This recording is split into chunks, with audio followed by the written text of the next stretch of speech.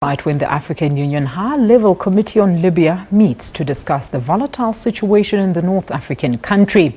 Since the killing of Muammar Gadaffi, the country has descended into chaos, with rival groups fighting over who should form the government. South Africa's President Jacob Zuma is a member of the committee. Other members include Algeria, Egypt, Mauritania, Congo and Uganda.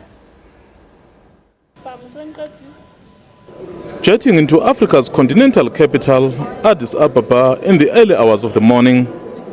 On the agenda, the worsening crisis in the North African country, Libya. Since the ousting and killing of Muammar Gadaffi in 2011, Libya has battled with instability. Rival groups constantly engage in fighting. Now, the AU High-Level Committee is stepping in. This meeting today, which has been convened by the AU chair, the president of Chad, is just to sit down and see what role can the African Union play in finding the political solution that South Africa has called for. I mean, it doesn't help that there are terrorist elements that have used the political vacuum in Libya to destabilize the country as well as the region as a whole. And so that's the reason why it has become very urgent that the African Union, working with other parties in the Arab world and the international community, need to meet and find a way. And so that's the reason why President Zuma is here today. The latest move by the African leadership is another attempt to seek to solve Africa's problems through African solutions. The UN-backed Government of National Unity is facing opposition from various groupings, and attempts at mediation from the West have been unsuccessful. They need the support of the AU high-level panel.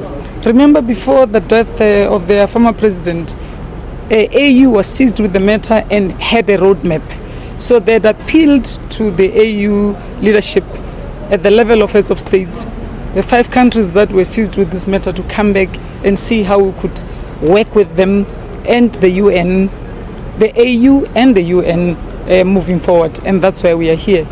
On Wednesday, there will also be a meeting of the nations which have volunteered to contribute towards the creation of a standby force.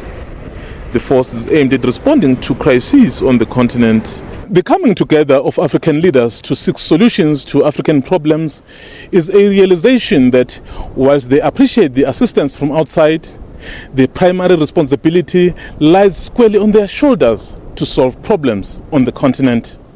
Mzwandile Mbethe, SABC News, Addis Ababa, Ethiopia.